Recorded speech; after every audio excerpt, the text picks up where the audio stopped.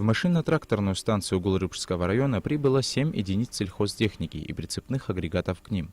По словам директора МТС Углурыбского района Надара Качабава, в этом году из-за засухи в районе был выполнен небольшой объем работ по вспашке территории, но в будущем году МТС Углурыбского района готов к любым плановым нагрузкам.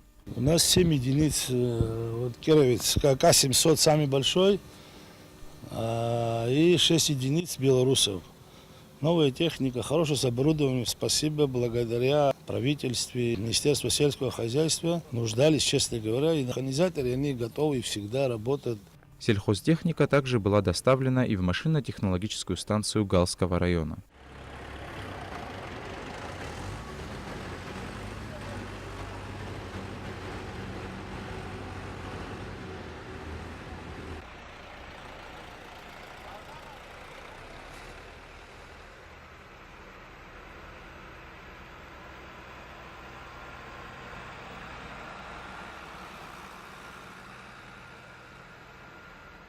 Как сообщил директор Галского МТС Манучар Кубалия, к ним поступило 9 единиц сельхозтехники, 1 Кировец 714 и 8 тракторов на базе Беларусь. Он также отметил, что в скором времени ожидается поступление еще 2 гусеничных тракторов ДТ. Передано нам 11 единиц, пока завезли 9, 1 Кировец и 8 белорусов. Спасибо всем, главе государства, Министерству сельского хозяйства, глава района, всем спасибо за огромную помощь.